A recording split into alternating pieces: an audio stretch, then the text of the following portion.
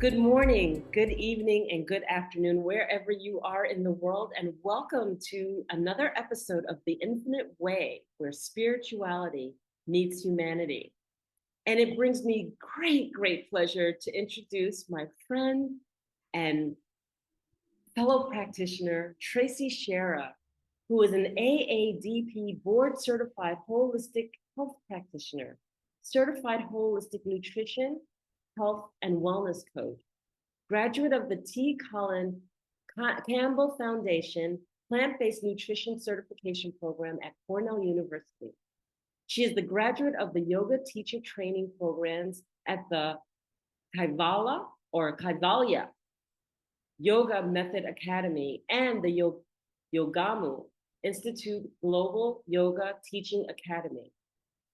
She is 500-hour registered yoga teacher and Yoga Alliance, and a 200-hour certified meditation teacher with Meditation Alliance International. Tracy is also recognized as a certified practitioner with the Complementary Therapists Accredited Association for Services in Canada and Europe. I welcome Tracy Shearer, or Flourish with Tracy. Hello, Enolia. Thank you so much for having me today. It's an honor and a pleasure to be here. And it's such an honor to have you here. I'm so excited to have you because there's so many things I would love to start off with. Then I have to hold myself back. Okay, so because I'm sitting here thinking, do I want to start off with yoga? Do I want to ask her a story? Do I want to? I know, But I I think know. what I would love to do is I would love to just have you tap into the energy of where we are right now, you being in the US, me being here in Africa, and our connection, and talking to the audience, and understanding the time frame by which we're living in, and feeling into the fact that many of us are in fight and flight with the times that we're in, and what we can do to shift some of that energy. I think so much of our lives is, um, uh, I don't know which way to say it. I hate to use the word dummy down, but it is relegated to sound bites, and everything is speeding up, and it's the attention spans are shortening. It's just boom, boom, boom, and then gone. And that's where we're losing the opportunity to tap into energy. We're losing the opportunity to hold space. We're losing sight of the importance of being present, to slow down, to live more slowly, that less is more. Um, all of those external things that come to us tell us what we think we are supposed to do, who we're supposed to be, how we're supposed to do it, and not just tapping into what's natural to ourselves. And our natural being is just to stand still and be present. And that's what we're losing. And because of that, our energy is being given away, and our energy is feeding the machine, if you will. And the machine is becoming more powerful, and we are becoming less powerful unless you get that and you stop and you stand still and you begin to detach. It's almost like the movie The Matrix, where you have to detach from the machine. And then when you do that, all of your energy is restored to you. So it's not a forever, oh, I'm plugged in. No, when you unplug and you ground your circuits back into the earth and become present, then you will find your energy being restored, and you can be purposeful in your life, in anything that you do. Well said. And one of the things that in doing that is that the focus needs to turn inward. Yes. And as we turn inward, We need to turn inward, not just to spirit, but mind, body, spirit. And you are such a beautiful representation of the totality of taking care of self as a whole.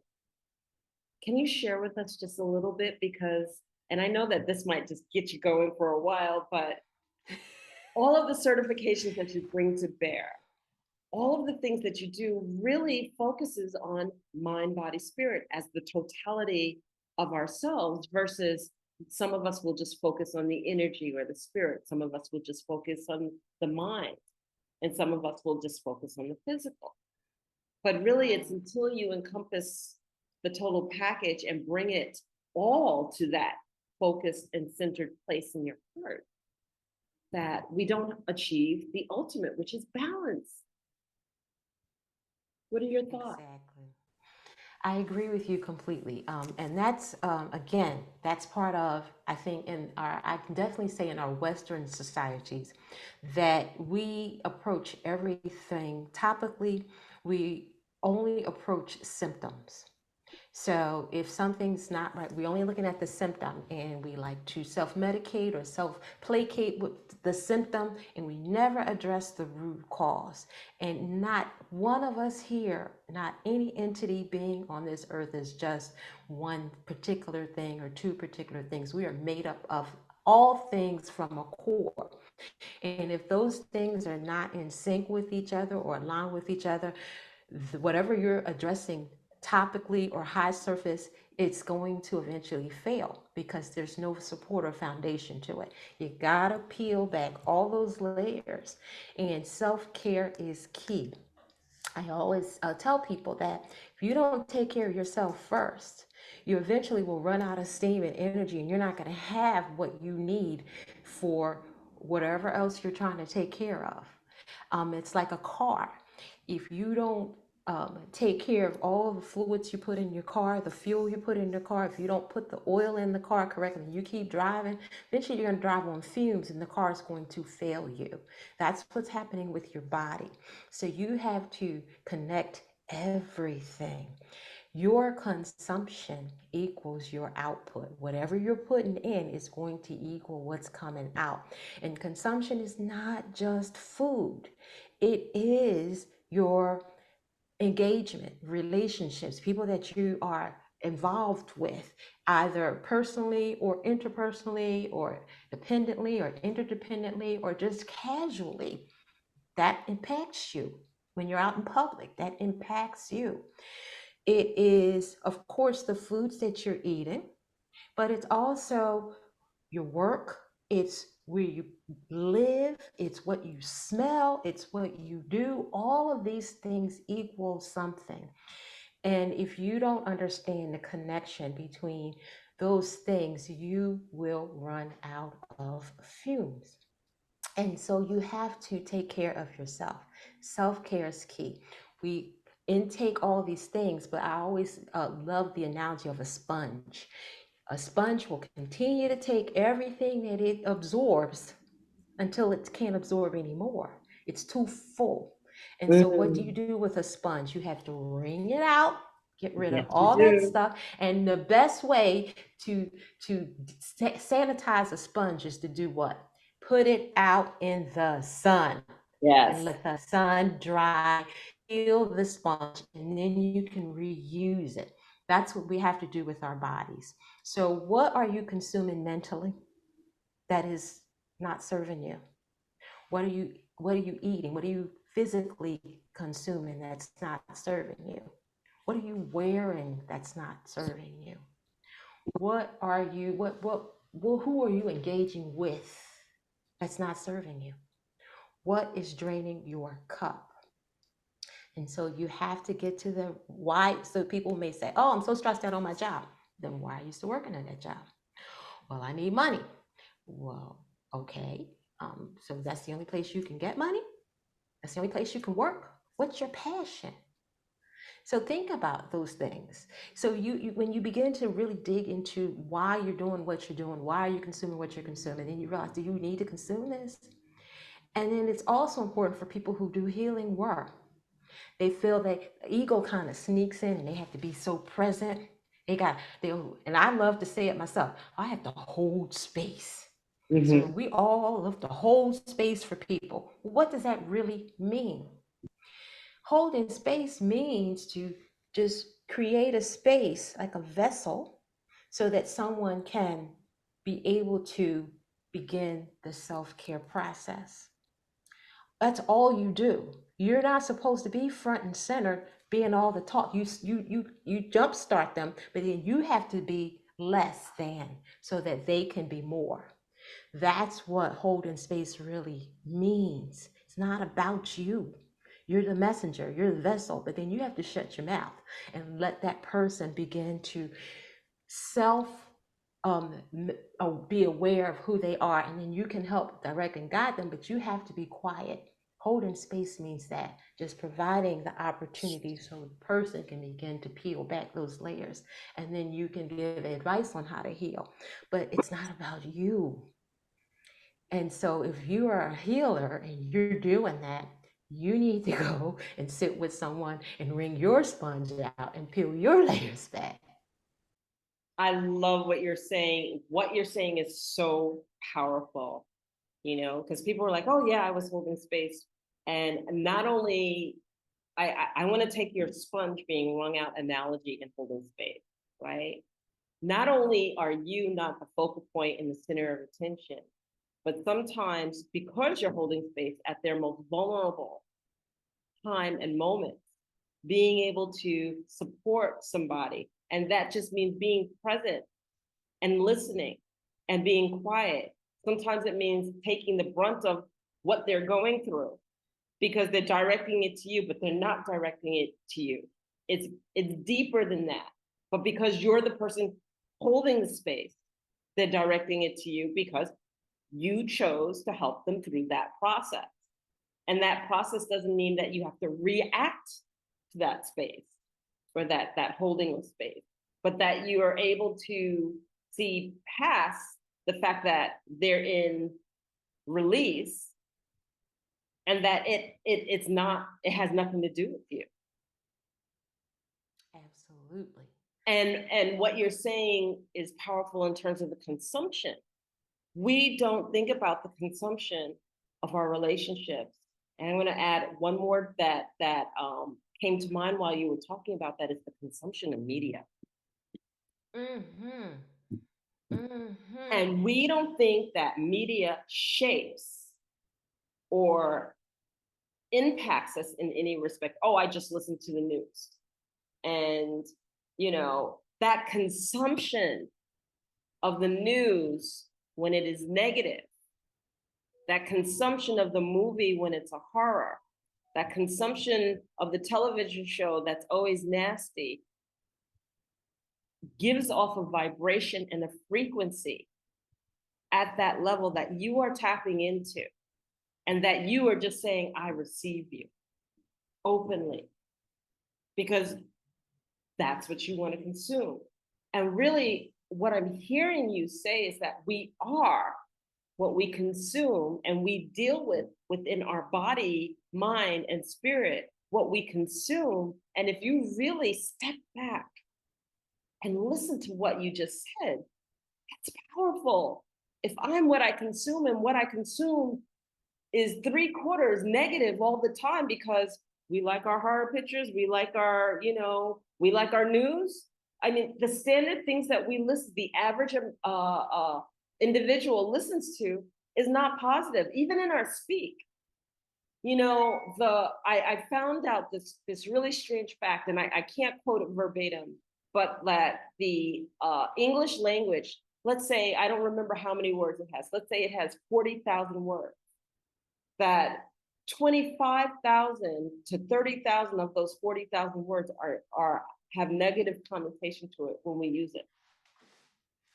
So our speech, when not consciously thinking of the power of our words and the frequency by which we're communicating at, is negative because maybe I'm a pessimist, the glass is half empty, or maybe I'm reacting, and how often we do that in a day unconsciously.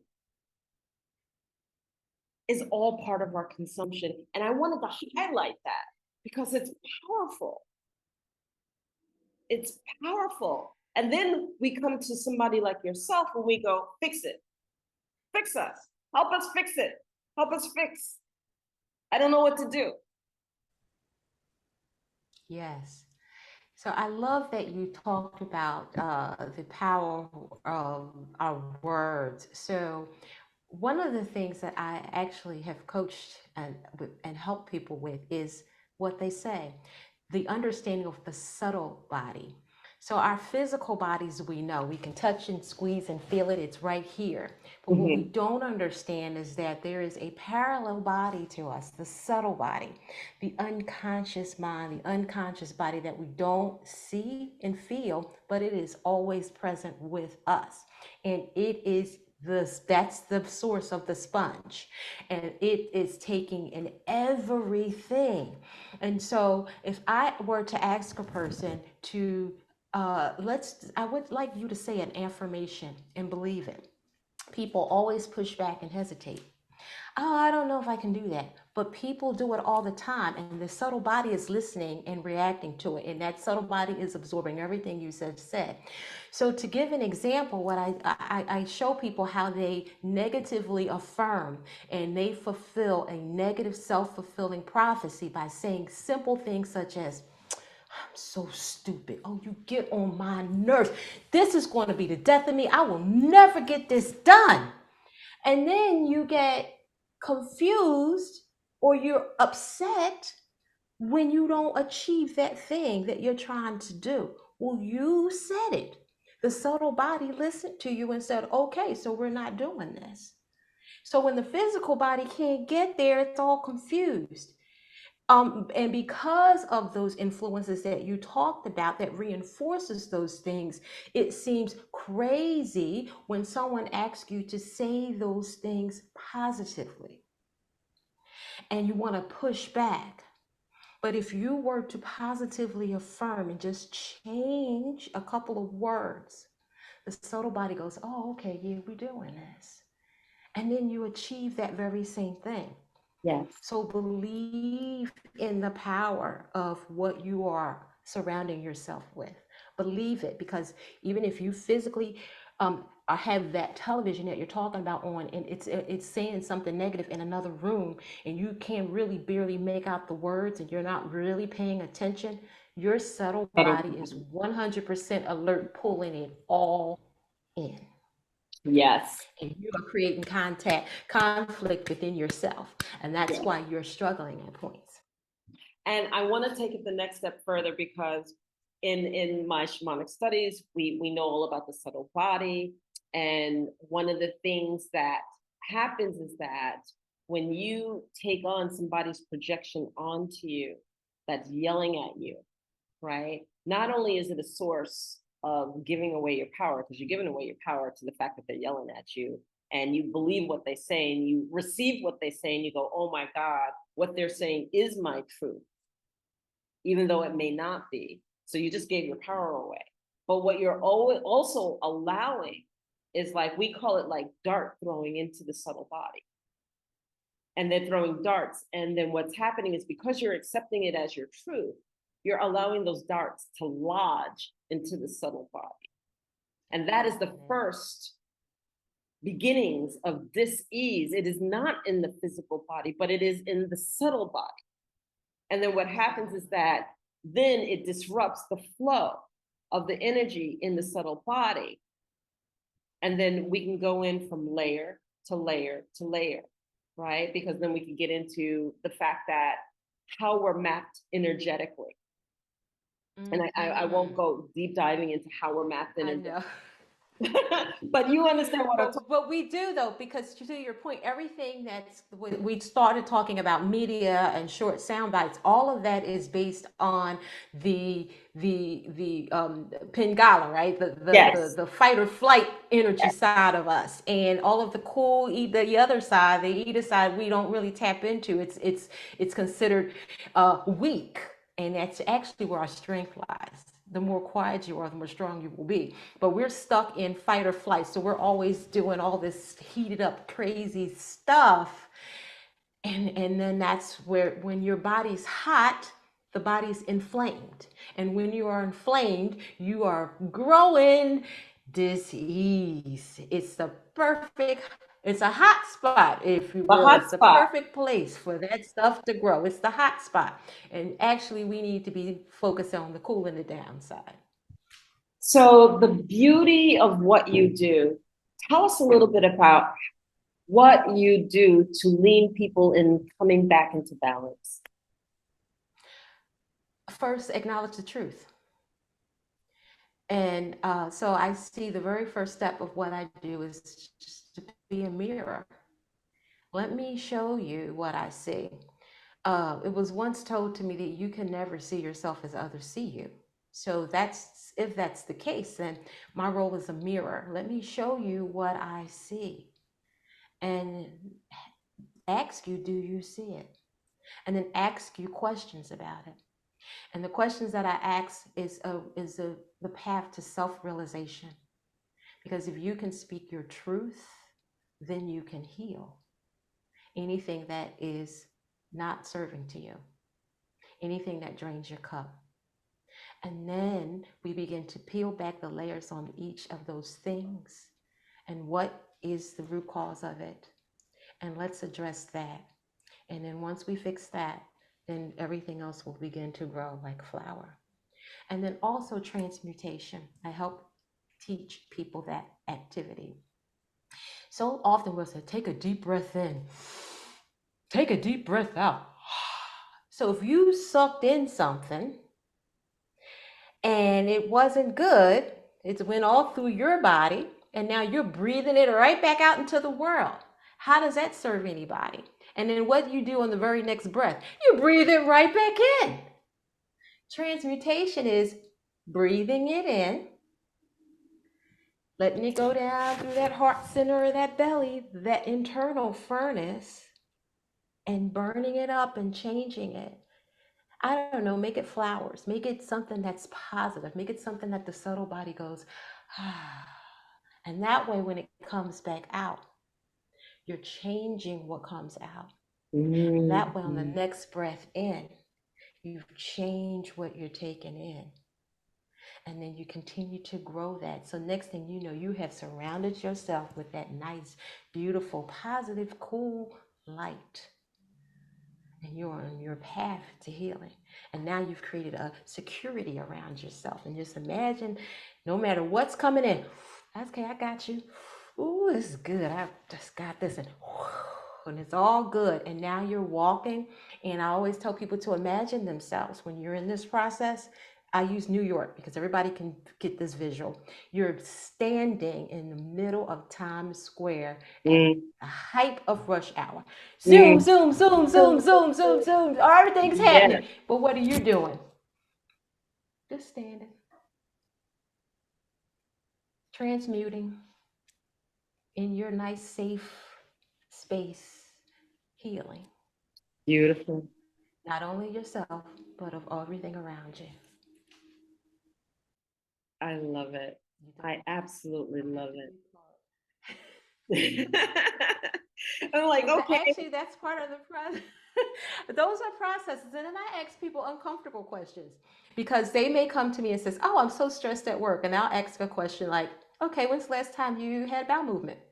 What does that have to do with it? Oh, everything. We'll talk about that in a minute.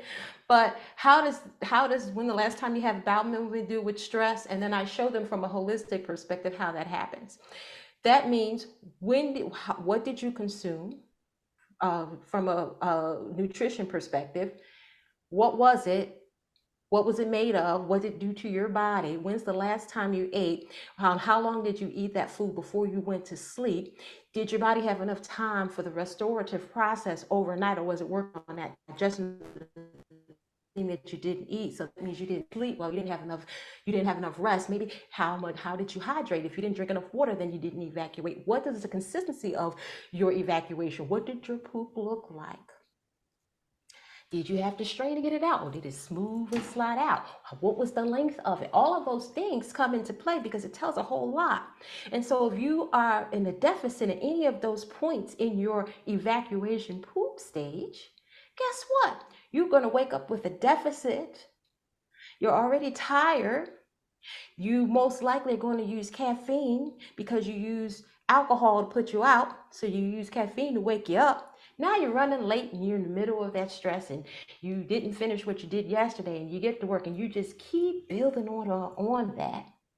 Whereas if you just took a moment to respect the time between when you went to rest and when you rose, and then what you choose to select to break your fast, which is your breakfast, you're going to change your digestive process.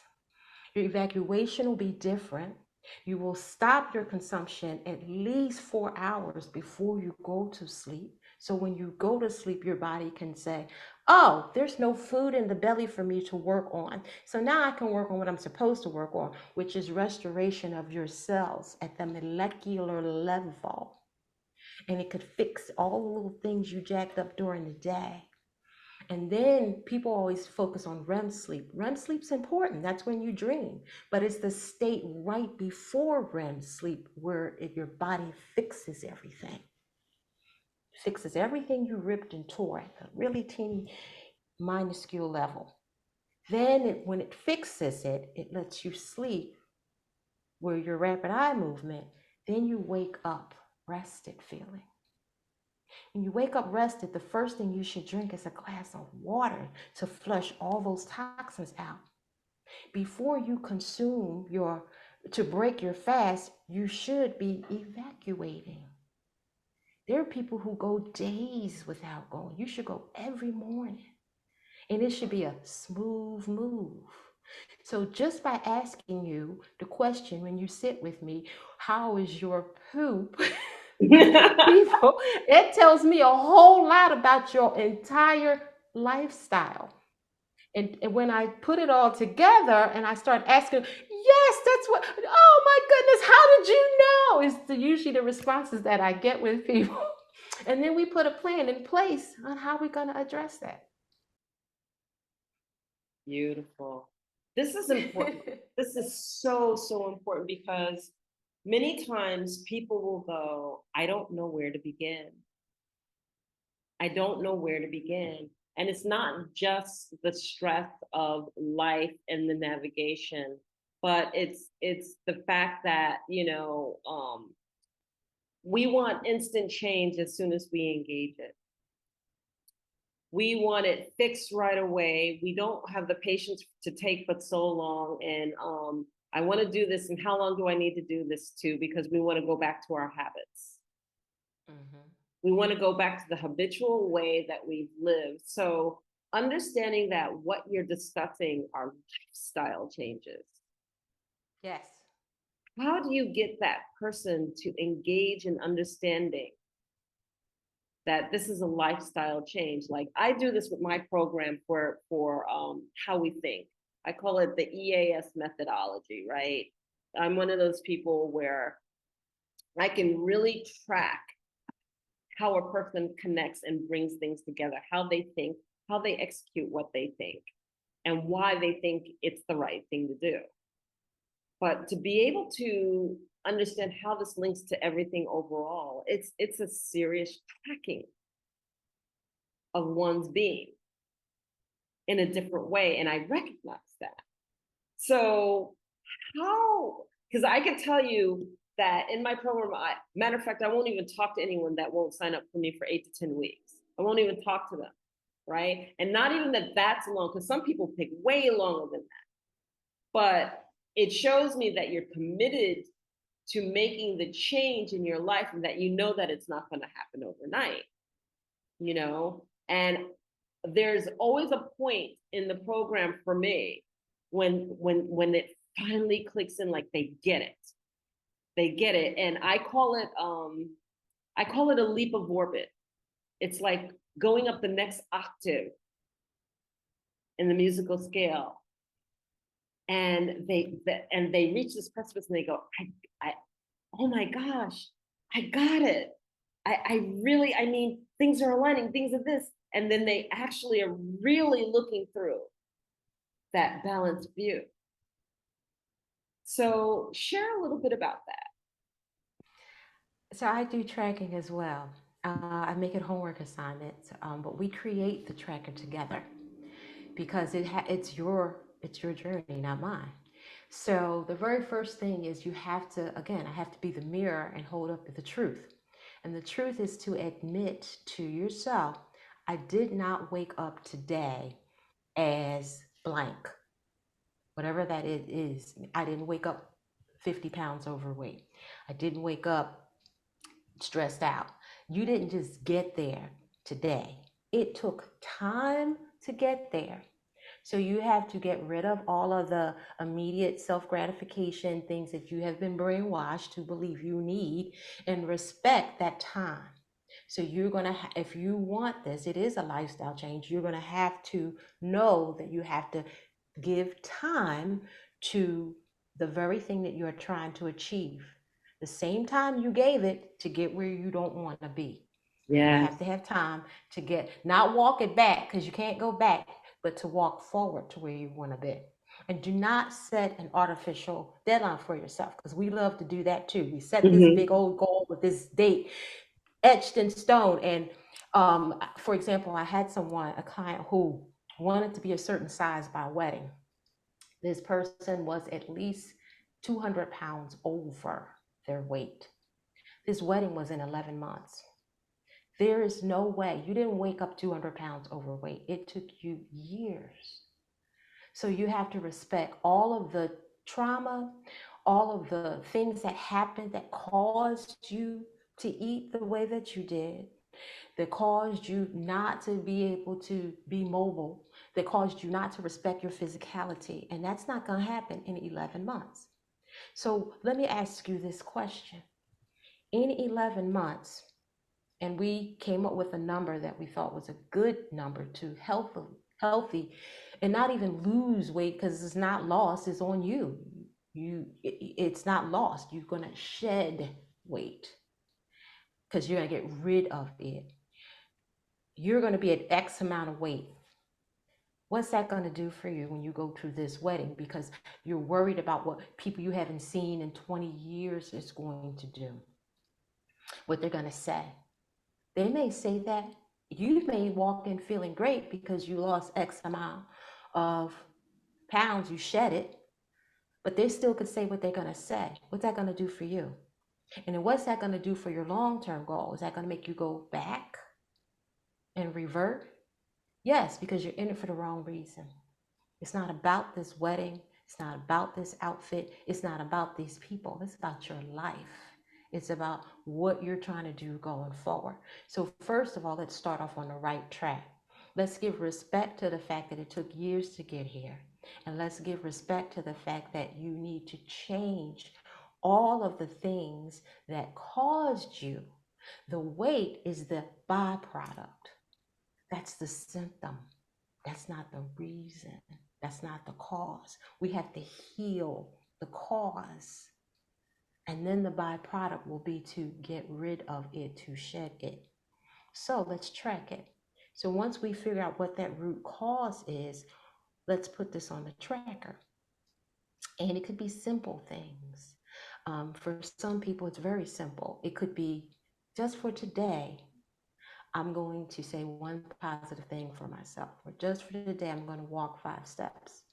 And just for today, I walk 10 steps. Or just for today, I'll drink an extra glass of water. We're going to slowly build this tracker. And then each day, I physically want you to track this tracker. Not on your app, old fashioned. I'm going to give you this tracker, and then you're going to write on this tracker. You're going to journal how you feel. You don't have to share this journal unless you want to, but I need it to be kinesthetic and sensorial based so you can physically feel the changes that you are making.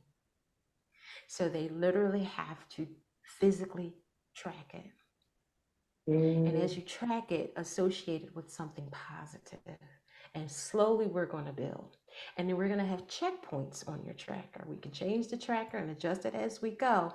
But what we're not going to do is create an artificial goal for ourselves because you just negatively affirmed, negatively set yourself up for to fail. you're not going to fail. You're not going to be successful. So begin with the end in mind. What does that picture of success look like for you? And we're going to be realistic about it. And then we're going to build our plan. One day, one piece. And I always tell people it's 1 second, 1 minute, one moment, one day at a time. Period. Be present. We're not going to worry about what happened yesterday. We're not going to worry about 11 months from now. We're going to not have an end date on it because it's work in progress. So What a blessing you are to bring like this knowledge forward. You are such a blessing. I mean, I'm sitting here going, okay, I gotta sign up with you. Oh, like I gotta sign up with it. It's such a breath of fresh air to engage someone who understands the totality of all of it, you know, because one informs the other also. You know, lots of different times our mental capacity is informing the body so that the body's out of balance. And if you walk around the mental without the body and you leave the body behind, then you just have to deal with the body, which pulls right back down on the mental. It's the totality. It's the totality of all of it. And I'm such an advocate for understanding and working with people who understand the totality of it. Because many times it was like, I remember when I had my health scare, and I have my whole left side was inflamed. And I remember going to the acupuncturist who helped me and assisted me, and I did the whole thing holistically. But I had to go see a nutritionist. And she was like, you have to strengthen your kidney, liver, and adrenals, right? And I didn't know how to do that.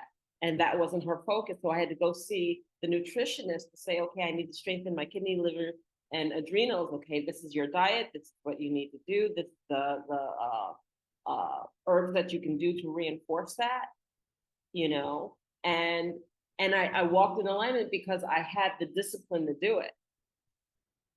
But to get it in the totality of one being is just phenomenal. And it makes me go, okay, so what is it that drove you to be this type of practitioner? What is it in your life that happened that just laid out the path of you wanting to do what you do? Wanting to do something different. I had been, I guess, consuming and following the path that you think you're supposed to be following. And I'm watching my parents become ill. And I'm watching myself go down the same path. And I realized that my parents both passed away from their consumption. And I actually blogged and wrote about it. And I called it Death by Diet. And I thought about it, instead of dying it, why don't I live it? And I don't know how to do that, but I know I have to do something different. And so I decided just to be quiet and see what I can do. And I had been so ill, starting to take medication and being diseased as well, following down the same exact path as my parents. And knowing nothing negative against them, they were doing the best that they could with how they thought they were supposed to be. But I wanted a different legacy. And I had been ill, had to have surgery and everything, and like, this is not right. I'm too young for this.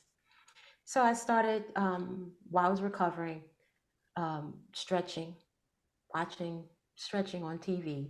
So, oh, this feels good. Walking maybe just a couple of steps and coming back, and this feels good. And I started wanting more.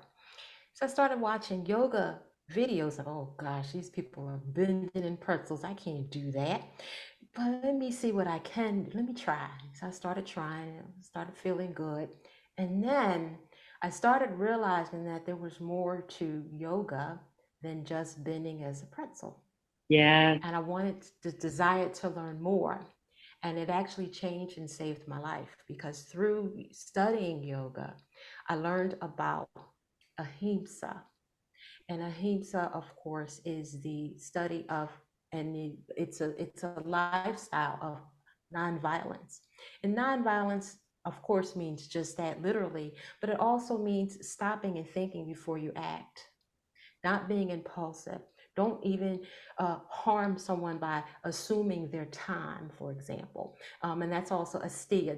You don't want to steal from people. So like all of these things, all of these, the yamas and the niyamas, the morals and the way you should live your life started coming into play. And then I realized that yoga, the physical asana, is all to just help your body become more flexible and moving your energy center so that you can sit still in meditation. Mm. And then I started learning that and I started feeling better. And I felt, oh, wow, ahimsa also means my consumption. I should not be consuming anything that's violent. That means I shouldn't be consuming animal flesh. So for me personally, I took the vow of nonviolence. So that means I stopped consuming anything that was animal based in all of my environment, to my clothing, to what the products I use on my body, to the food that I ate. I completely went I don't really like the term vegan because that is not really what I'm going with, but I went completely zero out animal based, because I mean, to the point where I don't even have a pet, because who am I to be thinking that and nothing against anyone, this is what I'm just explaining my journey. Yes, For yes. me, my mindset is I don't have the right to be governed over this another entity, fellow earth dweller. So I went completely that way. Mhm. And I started feeling good, and I was no longer medicated. I shed weight that was not serving me. I was no longer in any pre-states such as pre-diabetes, or cholesterol levels were all like I'm completely healed. And I felt so good about it that I wanted to share. There's no way, if you know you have something that's good, why be selfish and keep it to yourself? When you can see people, not judging them, but you can see people, they just don't know. So I have to tell them, and they can make their own choice. So I decided that I am flourishing. So I want people to flourish too, so they can eat better, move better, and live better, and be whatever it is that they want to be. And you can't do that if you don't feel good. So let's help you feel good. So that's where all of this started. And so here I am today, and that's what I'm doing. And it is my passion to help people embrace their own path, to help move the blinders away so that they can be healed and happy and just enjoy their path, their own journey. And that's it. Just be free, be whole, and be clean. I am so grateful that you're here. I am so what a beautiful story. And I could talk to you all night, and I know we're coming up on an hour. So let me just ask you this. Knowing that there are those individuals out there looking for somebody like you, what would you have to say to them? What would you have to say to our audience that you want to leave them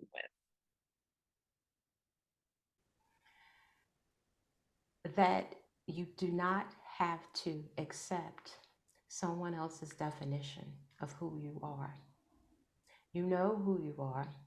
You don't have to be afraid. You don't have to run away. You can be brave enough to stand still in your own feet and be who you are and make changes and blossom and grow. You don't have to accept it exactly the way it is today. When you know and your subtle body's yelling at you that this ain't it, I need to make a change, you can make the change. It is never, ever too late. Your future is waiting for you. Thank you so much. And we cannot leave here without you sharing how people can reach you. and as a practitioner, what you do and how you consult, and let people know how they can reach out to you and get in contact with you, please.